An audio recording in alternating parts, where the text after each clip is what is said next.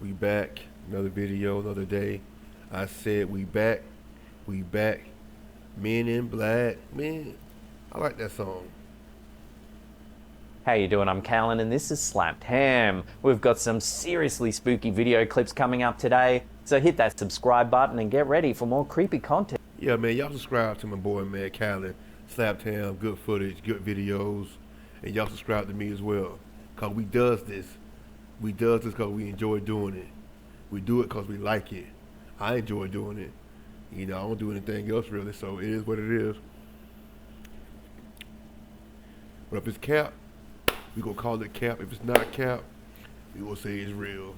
Y'all let me know down in the comments. Subscribe, like the videos, man, please. I'm not gonna beg you, but I'm just saying you ain't doing nothing else. It's free. It don't cost you any money. I mean, click. It's one little click. Right there, click. Hit that bell icon. You hear what I'm saying?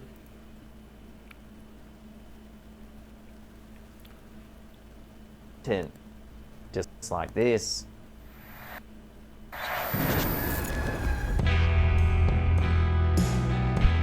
TikTok user FreshGuy1, posting from Calgary, Alberta, Canada, shared a chilling clip after being woken in the middle of the night by what sounded like screaming outside.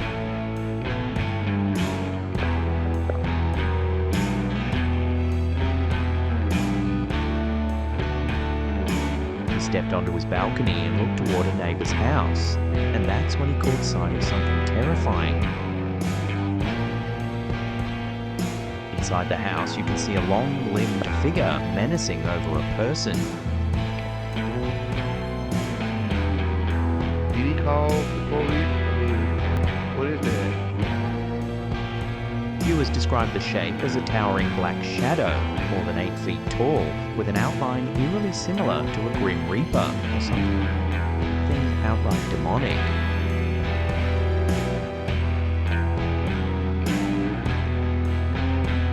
So far, the uploader hasn't shared any follow-up footage, though he posts more if the entity appears again. Was this just a trick of the light, or did this balcony witness capture something far darker lurking in his neighbour's home? He went off that and looked like she's on the ground trying to Come on, man. Staff at the Cheltenham pub, The Bottle of Sauce, say they finally caught their resident ghost on camera.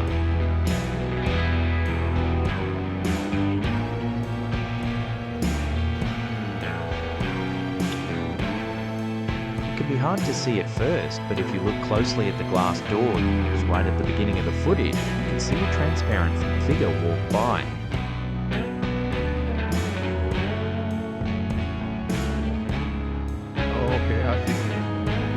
Barely though, but according to the team, sightings of the little boy have been reported repeatedly over the last few years. He's often seen crossing the garden late at night, then making his way to the games room.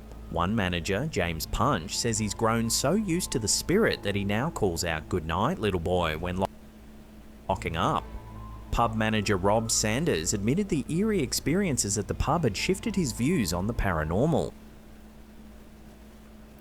One night, he caught movement from the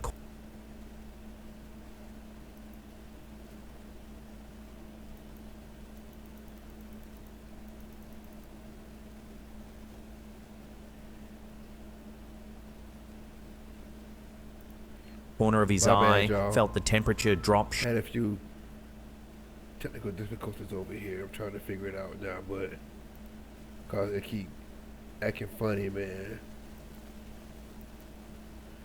I usually use my my video card to run these videos in. I'm trying this new app, so we will try to figure it out.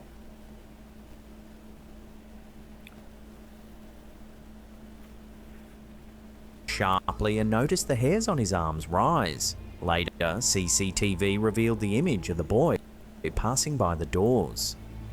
The pub, once the St. James Tavern and a train stop, is an old building with creaking floorboards and plenty of history still to uncover. Staff describe the boy as kind, not the sort to throw things, but his presence is frequently felt. Customers playing ping pong in the games room have reported loud bangs beneath them when no one's there. Whether it's a residual echo of the building's past or something else entirely, staff at the Bottle of Sauce say their little ghost. What do y'all think? They say he's friendly, so I don't know. I still wouldn't go there. I don't want to be nowhere where there's any kind of activity like that. But y'all let me know. Has become part of the pub's character, a mysterious child drifting through doors long after closing time. Okay.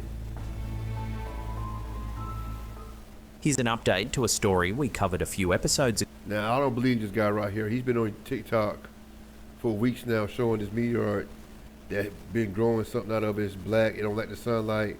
He keep it in a safe. He got it in a deep freezer. I think it's a lie, personally, because I know for a fact that somebody from your government or our government, somebody would have came there and took it by now. So come on, man. I don't believe it at all.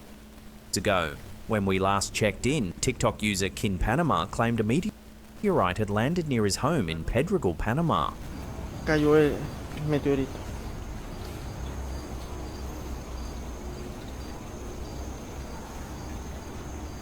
At first, it looked like nothing more than a lump of rock, but soon a strange gelatinous growth began to ooze from its surface. Within days, the substance had blackened, spread, and even appeared to move. And if it is real, why would he turn it in? Because it's like it's a terraformer.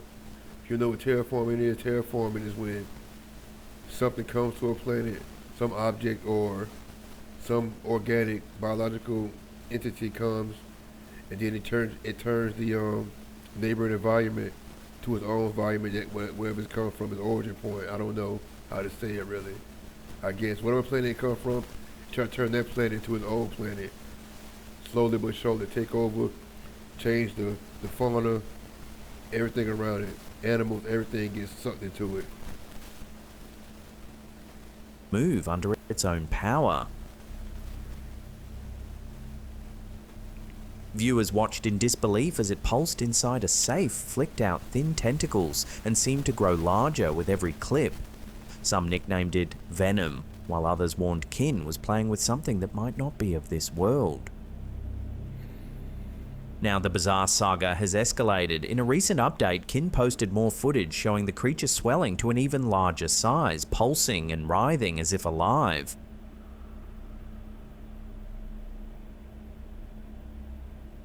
That's the mouth right there in the middle. Look like that's the mouth. And those claws. He even sat down for an interview with Samson's World, where he addressed accusations that the whole thing was staged, insisting he is not a filmmaker or entertainer. Suficiente fue que se escaparan los medios mi verdadero nombre y ya fue tarde. In another series of clips, Kin packs the entity into his backpack and treks deep into the wilderness. On the way, the bag itself can be seen heaving and shifting as though the thing inside is trying to escape.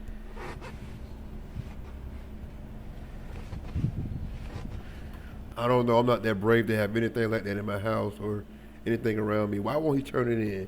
If it's something real, it's not from this planet, it should be turned in. Please tell me that. And I know that this had to reach somebody in Panama, some government official, a cop, captain, somebody that knows somebody else can go and take this from him. If it's really that critical. Come on, man. Kaepernick. Eventually, he arrives at a rural facility and lowers the substance into water.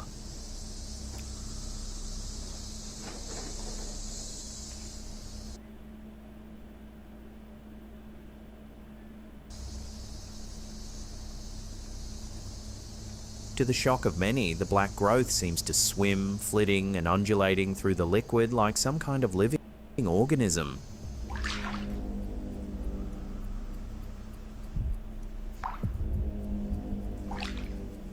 As the world watches, commenters remain glued to his account, waiting breathlessly for the next wild update. Is this an elaborate hoax, performance art, or something truly extraterrestrial unfolding in real time?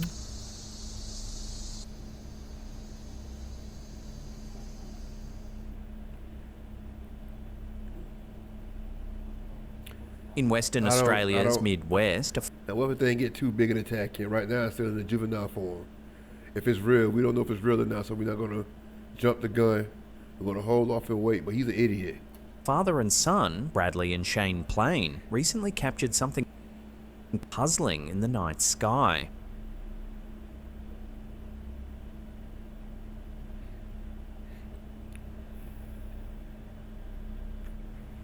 They described seeing several bright, unidentified lights flashing in rainbow-like colours arranged in what looked like a triangle formation. Their sighting is one of many across the region in recent weeks. Locals have shared similar reports of unusual lights moving far faster and shining brighter than anything ordinary. Even the Perth Observatory has weighed in, with Matt Woods noting the objects appear terrestrial in origin, though their speed and intensity remain unexplained.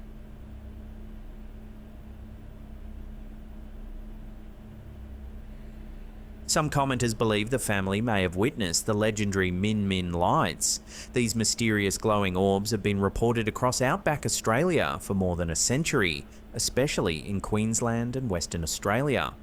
Descriptions vary. Sometimes they hover just above the ground, other times they chase travellers for miles. They can appear white, yellow or multicoloured, and often vanish when approached. The first widely publicised account came from 1918, when a stockman near Boulia, Queensland, reported being followed for hours by a ghostly light. Since then, countless sightings have added to the legend. Explanations range from atmospheric reflections, ball lightning, and mirages to more supernatural theories involving spirits of the dead. So what did Bradley and Shane Plain really see? A natural phenomenon, a UFO, or perhaps a modern encounter with Australia's most enduring mystery lights? Sticking with Western Australia, another strange clip has surfaced, this time from Perth. Witnesses captured a bright green orb streaking across the night sky, moving so quickly it almost looked like a rock skipping across water. The footage has left many puzzled. Was it a meteor burning up in the atmosphere, space debris re-entering, or something entirely more mysterious?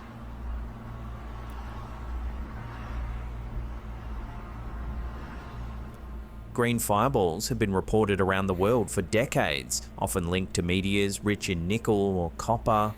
But the skipping motion and the sheer brightness of this sighting have fueled speculation online, with some wondering if Perth just played host to a UFO.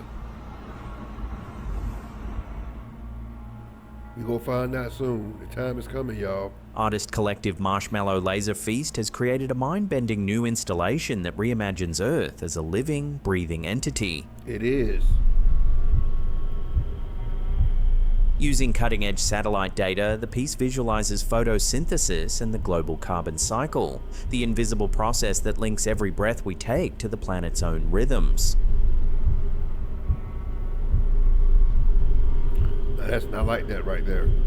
At the heart of the exhibition, titled You Matter, visitors step into a vast circular room where the walls themselves pulse with Earth's inhale and exhale.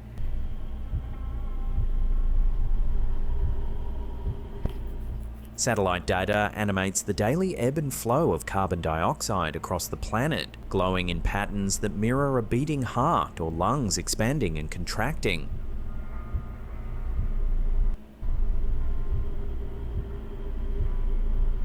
The result is at once scientific and deeply visceral, a reminder of how fragile and interconnected the global carbon system is. Commissioned for Bradford, UK City of Culture 2025, You Matter runs at the Science and Media Museum until February 2026, making the science of climate and the carbon cycle not just visible, but powerfully felt.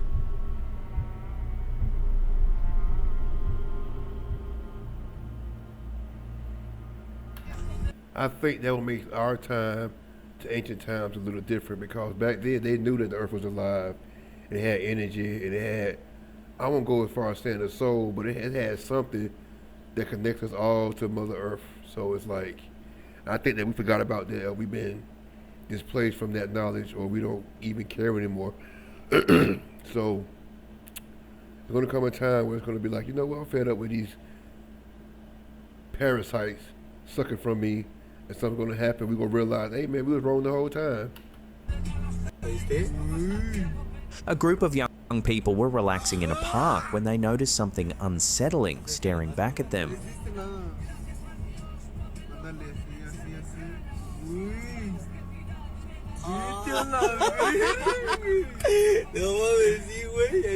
In the bark of a nearby tree, a mysterious face seemed to emerge. Eyes, nose, even a mouth faintly visible in the ridges of the wood.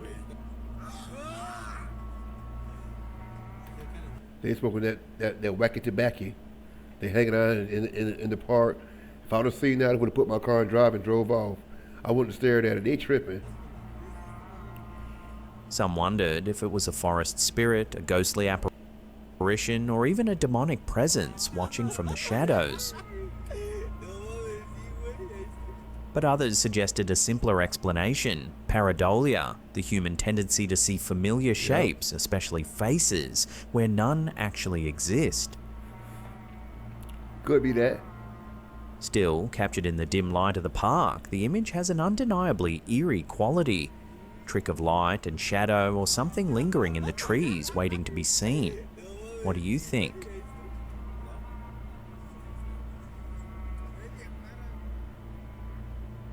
I think it was shadows. Coming up in our last segment in just a few seconds, we take a look at one of the most extraordinary alien encounter cases in history. But before we do, remember to hit that like button, leave some comments below, and subscribe to the channel if you're new. On the hot August night of August 21st, 1955, the quiet farming community of Kelly, Kentucky was thrust into UFO history. What happened at the modest Sutton farmhouse, just outside Hopkinsville, would become one of the most famous. I remember this story. They had a gunfight. I remember this story right here. And hotly debated close encounter cases ever recorded, remembered as the Hopkinsville Goblins case or the Kelly Green Men incident. 12 people were present at the farmhouse that night, including Glennie Langford, her children, her older sons Lucky and JC Sutton with their wives, family friend Billy Ray Taylor and his wife, and others. Just after 7 p.m, Billy Ray went to fetch water and saw a strange silver craft streaking across the sky before it appeared to land in a field. Excited, he rushed back to tell the others, but his story was dismissed. About an hour later, the family dog began barking furiously. Lucky Sutton and Billy Ray went to investigate and spotted a small glowing figure moving out of the tree line. Horrified, they fired at it with a shotgun and a .22 pistol. The creature didn't fall, instead it seemed to flip backwards and scamper off into the darkness. What followed was a 4-hour siege. The strange beings repeatedly approached the house, peering through windows and appearing at the doors. The men fired again and again, shattering glass and blowing holes in screens, but the creatures were seemingly bulletproof. Shots rang out like bullets striking a tin bucket, and the beings would simply float away or flip back into the trees. At one point, Billy Ray claimed a clawed hand reached down from the roof and touched his hair. Terrified, the family huddled together until around 11 p.m, when they piled into cars and fled to the Hopkinsville police station.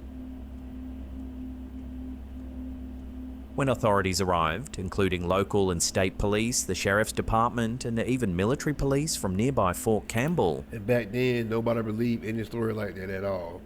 You know how hard it is to go to the police station in 1955 or whatever and be like, hey, yeah, man, these little green men were all around my house. I kept shooting at them and it bounced off of them.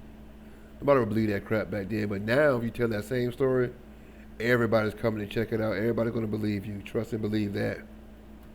They found the family shaken and terrified. Police noted bullet holes, shattered windows, and signs of gunfire, though no creatures were found. The family returned later that night, but around 3:30 a.m. the beings allegedly came back.